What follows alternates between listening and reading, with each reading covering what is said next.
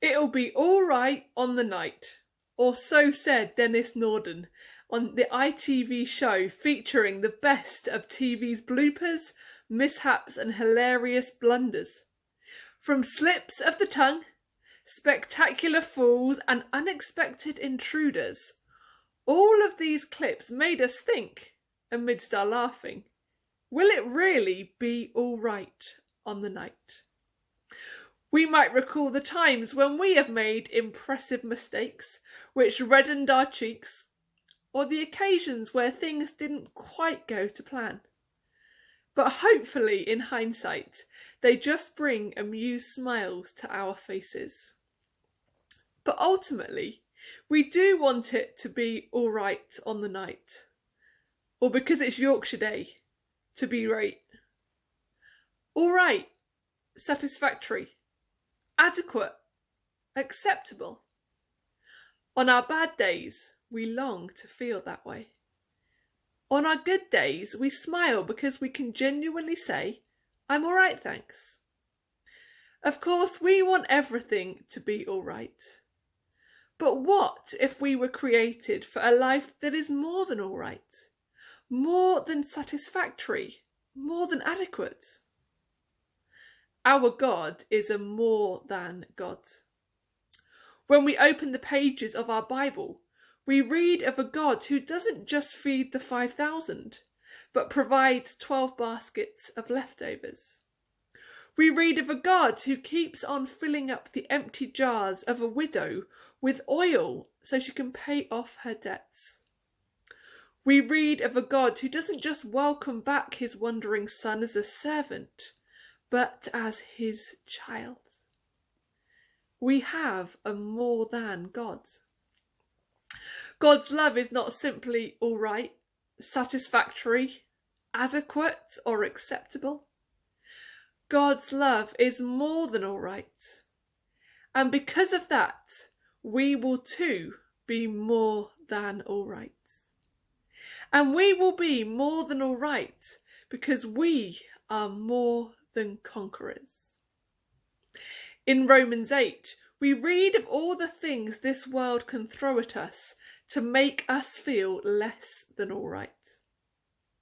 Troubles, hardships, persecution, hunger, poverty, danger, and even death.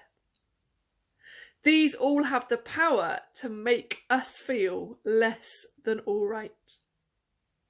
They can all make us feel less than okay. And it is true and right and honourable to feel like that at times. We can be authentic disciples of Jesus and still not feel all right. But that doesn't change the truth that actually we are more than all right. And that is because although troubles, hardships, persecution, hunger, poverty, danger, and death can impact our feelings, they have no power to come between us and God's love. There is nothing, absolutely nothing that can do that. No government or authority, no pandemic or lockdown, no war or act of violence, no illness or disability, no insecurity or inadequacy. None of these can stop God's love from reaching us. We are more than conquerors through him who loved us.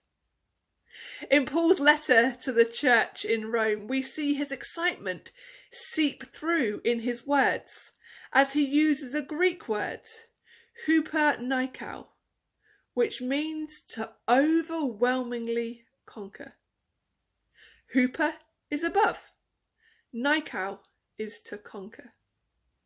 Whilst nikao occurs 28 times in the Bible, the only occurrence of hupernikao is found here in Romans 8.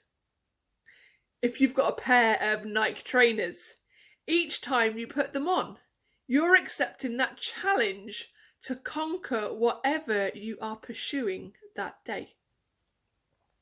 Paul's use of the word hupanikao means we won't win the match against darkness or evil on penalties or even in extra time. We'll win something like 56-0. But what is also encouraging for us is that Paul speaks in the present time. We are more than conquerors. That's right now. God is present with us in the very battles we fight today. Those battles against fear and addiction and sin can be conquered not just in the future, but in the present too. For the war with darkness is already won because of Christ. We often think that the idea that everything is going to be okay is a distant dream for when our time on earth is done. And yes, when we breathe our final breath and our time on earth is through, we will be free from all pain and all struggles and all suffering. We will be so much more than all right as we rejoice in heaven. But even in the present, we can be right because of our power to conquer given to us through God's love. There is no denying that life is fragile, that in a moment our world can turn upside down and that so much can be taken from us. Jesus is honest about this. But what Romans 8 tells us is that even when life collapses, or when the world lands on its head, and everything on this earth is taken from us, God's love remains. And God's love is so much more than all this world could offer us. Paul writes in Philippians 4:11-12 in the Message paraphrase, "I've learnt by now to be quite content, whatever my circumstances. I'm just as happy with little as with much as with little. I found the recipe for being happy whether full or hungry, hands full or hands empty. Whatever I have, wherever I am, I can make it through anything in the one who makes me who I am." In these words, we see how for Paul, the present and the future were always going to be more than all right.